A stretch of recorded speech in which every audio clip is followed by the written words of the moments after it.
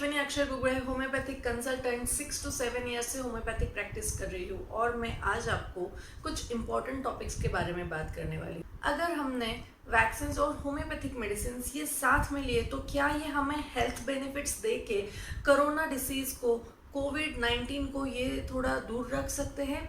इसी बारे में आज हम जानकारी लेंगे, लेकिन उसके पहले मैं बहुत ही एक इम्पॉर्टेंट चीज़ के बारे में बताऊंगी, क्योंकि वैक्सीन और होम्योपैथिक मेडिसिन एग्जैक्टली उसी चीज़ पर एक्ट करते हैं और वो है आपकी इम्यूनिटी।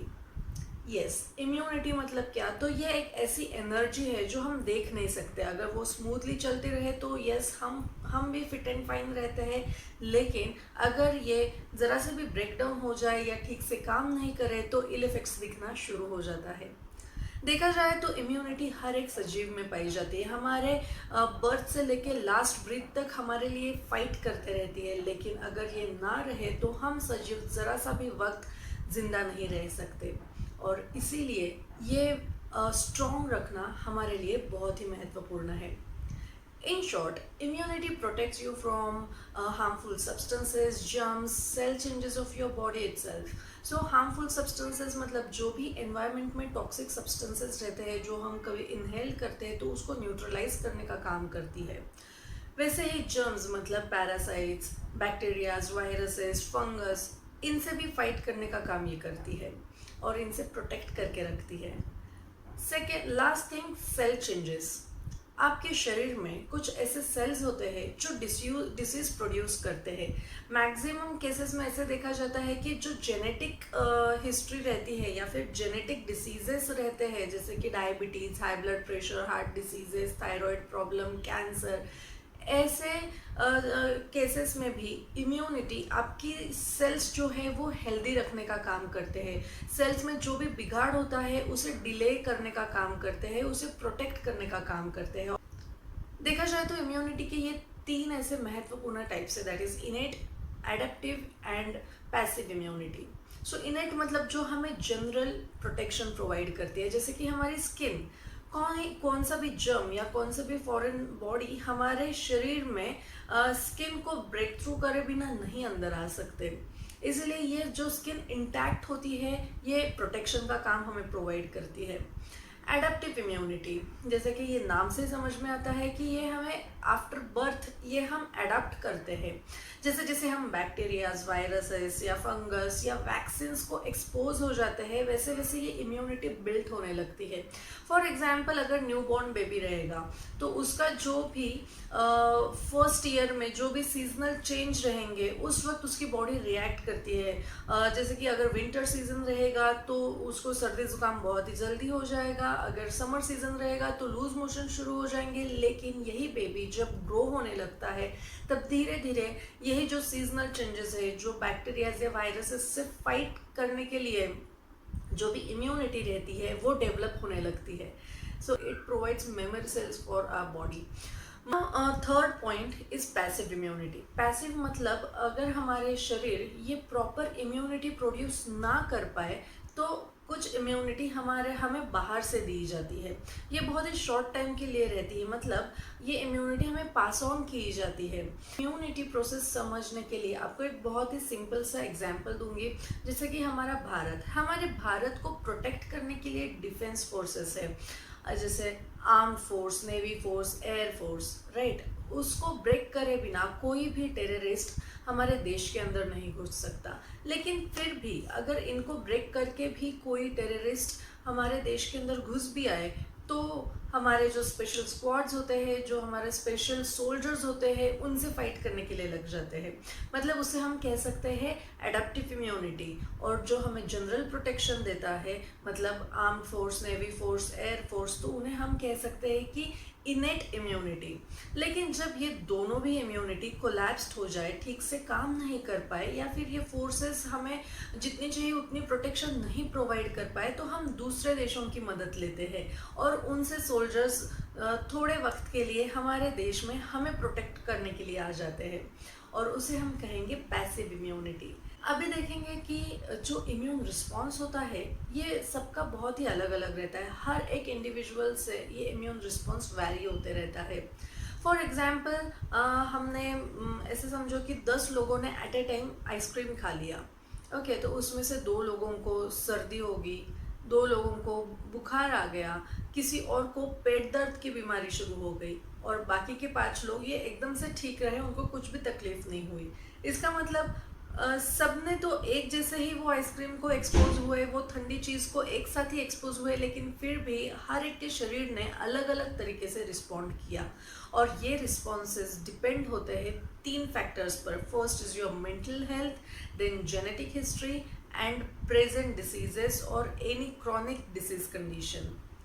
ये जो भी लोगों को डायबिटीज़, ब्लड प्रेशर या फिर heart diseases, thyroid problem, cancer या लंग्स डिसीजेस, किडनी डिसीजेस, ऐसे कौन से भी रिलेटेड डिसीजेस रहेंगे तो उन्होंने इम्यूनिटी ये ठीक से रखना बहुत ज़्यादा इम्पॉर्टेंट है। और आज के कोरोना के टाइम पे तो इस वक्त बहुत ही ख्याल रखना है अपने ये सारे इम्यून प्रोसेस का, इम्यून रिस्पॉन्सेस का, क्योंकि इम्यून रिस्पॉन्स मतलब हमारे शरीर में कितनी एंटीबॉडीज तैयार होती है ये उस पर डिपेंड होता है। सो वैक्सीन्स क्या करते हैं? वैक्सीन्स ये बहुत ही एंशियंट टेक्निक है, बहुत सालों से वैक्सीन्स चले आ रहे हैं। तो वैक्सीन्स एग्जैक्टली लेने के बाद हमारे शरीर में इम्यून रिस्पॉन्स की वजह से एंटीबॉडीज तैयार हो जाती है, वो स्पेसिफिक वायरस के साथ फाइट करने के लिए। और एग्जैक्टली कोरोना वैक्सीन भी इसी पर ही आधारित है। हमारे शरीर में स्पेसिफिक एंटीबॉडीज तैयार होकर वो स्पेसिफिक वायरस से मतलब कोरोना वायरस से फाइट करते हैं। तो इसीलिए वैक्सीन लेना तो इम्पॉर्टेंट है ही, वैक्सीन के लिए कोई भी सब्स्टिट्यूट नहीं है, ये पहले समझ लो। लेकिन यस, यहाँ पे एक हम बहुत ही इम्पॉर्टेंट कड़ी छोड़ जाते हैं। जैसे मैंने अभी कहा कि हमारा इम्यून रिस्पॉन्स, हमारे इम्यून रिस्पॉन्स की वजह से ही ये एंटीबॉडीज तैयार हो जाती है। तो हमने हमारे इस इम्यूनिटी को, इस रिस्पॉन्सेस को स्ट्रॉन्ग रखना, अलर्ट रखना, ये बहुत ज़्यादा ज़रूरी है।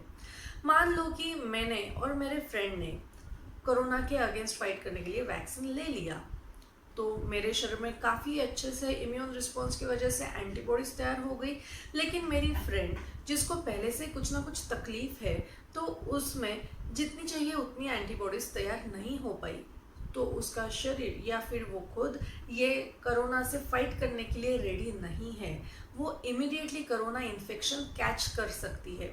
इसलिए जितना फोकस हम कोरोना वायरस के वैक्सीन पर कर रहे हैं, उतना ही फोकस हमने हमारे इम्यूनिटी की तरफ देना भी बहुत ज़्यादा ज़रूरी है, उतना ही हमें उसके बारे में अलर्ट रहना ज़रूरी है।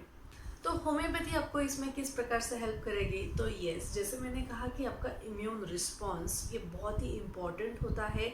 अगर आपका शरीर ये इम्यून रिस्पॉन्स में वीक रहेगा तो आपके शरीर में एंटीबॉडीज़ ही तैयार नहीं हो पाएंगी, या फिर जितनी चाहिए उतनी एंटीबॉडीज़ तैयार नहीं हो पाएंगी, और हम जो भी वायरस है उसके अगेंस्ट फाइट नहीं कर पाएंगे और इन्फेक्शन हमारे शरीर में शुरू हो जाएगा। और इसी नोट पर होम्योपैथिक मेडिसिन आपको हेल्प करती है। होम्योपैथिक मेडिसिन ये मोस्ट नेचुरल मेडिसिन होते हैं। मेडिसिन से पोटेंटाइज्ड होने की वजह से वो इतने माइन्यूट लेवल पर काम करते हैं, इतने अंतर्गत स्थिति पर काम करते हैं कि सेल्स तक पहुंचने का काम इनसे होता है और आपकी इम्यूनिटी ये स्ट्रॉन्ग करते हैं। माना जाए तो इम्यूनिटी हमें हमारे जो भी हम न्यूट्रिशन लेते हैं, जो भी हमारा फूड रहता है उसमें से मिल सकता है। लेकिन काफ़ी लोगों में ये दिखाई देता है कि फूड आइटम्स आपके डेली रूटीन डाइट में बहुत प्रॉपर है, लेकिन फिर भी विटामिन्स की डिफिशियंसी रहती है या मिनरल्स की डिफिशियंसी रहती है, प्रोटीन्स की डिफिशियंसी रहती है, जिसकी वजह से हमारी इम्यूनिटी ये ठीक से काम नहीं कर पाती। तो हम क्या शुरू कर देते हैं कि सप्लीमेंट्स लेना, विटामिन सप्लीमेंट्स, प्रोटीन्स ये बाहर से लेना शुरू कर देते हैं, लेकिन फिर भी हमने डिफिशियंसी वो स्पेसिफिक विटामिन्स के बारे में रहती ही है। तो ऐसे क्यों होता है कि इतने सारे विटामिन्स की सप्लीमेंट्स लेने के बावजूद भी डिफिशियंसी दिखाई देती है? जैसे कि बहुत कॉमन प्रॉब्लम है आयरन की डिफिशियंसी। इसका मतलब हमारा शरीर, हम सप्लीमेंट्स तो ले रहे हैं, हम खाना तो प्रॉपर खा रहे हैं, लेकिन हमारा शरीर वो सारी चीज़ों को ठीक से मेटाबोलाइज नहीं कर पा रहा, उसका जो भी एब्जॉर्प्शन है वो सही से नहीं हो रहा। और एग्जैक्टली इसी नोट पर होम्योपैथिक मेडिसिन आपको हेल्प करते हैं और यही सारे न्यूट्रिएंट्स का एब्जॉर्प्शन, एसिमिलेशन या फिर मेटाबॉलिज्म ये सही से रखने का काम होम्योपैथिक मेडिसिन करते हैं। जितने होम्योपैथिक मेडिसिन आप टाइम टू टाइम लोगे उतनी आपकी इम्यूनिटी ये स्ट्रॉन्ग होते जाएगी। अभी ये देखते हैं कि आपने वैक्सीन लेने के बाद कब होम्योपैथिक मेडिसिन लेनी है और कौन से लेनी है। आप जब भी वैक्सीन लोगे, कौन सा भी वैक्सीन रहने दो, हमारे भारत में कोविशील्ड और कोवैक्सीन, ये दो वैक्सीन के अभी के लिए ये दो प्रकार है। तो कौन सा भी वैक्सीन लेने दो, ये वैक्सीन लेने के बाद फर्स्ट वीक में आपने होम्योपैथिक मेडिसिन लेनी है, फर्स्ट वीक के लिए for 7 days. Then second week को गैप रखना है for 7 days and again next week में मतलब थर्ड वीक में आपने वापस होम्योपैथिक मेडिसिन रिज्यूम करनी है और वो 7 दिन के लिए लेनी है। ये स्केड्यूल से चलोगे तो आपकी इम्यूनिटी स्ट्रॉन्ग बनते जाएगी। किस प्रकार से, जैसे तो फर्स्ट वीक में वैक्सीन लेने के बाद हमारे शरीर में कुछ ना कुछ चेंजेस होने लगते हैं, तो वो पॉजिटिव चेंजेस होने के लिए होम्योपैथिक मेडिसिन हेल्प करेंगे। और ऐसे देखा गया है कि सेकेंड और थर्ड वीक में हमारे शरीर में एंटीबॉडीज बनना शुरू हो जाती है वो वायरस के अगेंस्ट फाइट करने के लिए। इसीलिए थर्ड वीक में अगर आप होम्योपैथिक मेडिसिन लेना शुरू करोगे तो मैक्सिमम एंटीबॉडीज बनने के लिए आपको मदद होगी। कौन से होम्योपैथिक मेडिसिन लेने चाहिए, तो अगर आप हेल्दी रहोगे और बिलो 40 रहोगे, आपको कुछ भी तकलीफ नहीं रहेगी, कौन से भी डिसीजेस नहीं रहेंगे, तो ऐसे लोगों ने अर्सेनिकम एल्बम 200 दिन में 2 बार, जिसे मैंने अभी स्केड्यूल कहा है होम्योपैथिक मेडिसिन का, उस प्रकार ले सकते हो। और अगर आपको कोई भी डिसीज़ रहेगा, कौन सी भी कंडीशन रहेगी, तो होम्योपैथिक कंसल्टेंट से कंसल्ट करके आपको प्रॉपर ऐसे इम्यूनो बूस्टर्स दिए जाएंगे जिसकी वजह से आपकी इम्यूनिटी ये बढ़ती रहेगी। आशा करती हूँ ये वीडियो देखने के बाद जो भी वैक्सीन और होम्योपैथिक मेडिसिन लेने से आपके शरीर को कितना बेनिफिट मिलेगा ये आपको समझ गया होगा। अगर इसके रिगार्डिंग आपको कुछ भी डाउट रहेगा तो आप मुझे कांटेक्ट कर सकते हो या फिर आपके डाउट्स कमेंट सेक्शन में भी मुझे पूछ सकते हो। होम्योपैथिक मेडिसिन किस प्रकार से एक्ट करती है, किस प्रकार से आपको हेल्पफुल रहेगी, इसके बारे में मैंने पहले भी कुछ वीडियोस बनाए हुए हैं। वो वीडियो का लिंक भी मैं डिस्क्रिप्शन बॉक्स में दे दूंगी ताकि आपको और इन डिटेल होम्योपैथी के बारे में जानकारी मिल जाएगी। तब तक के लिए take care, be happy and stay healthy with homeopathy.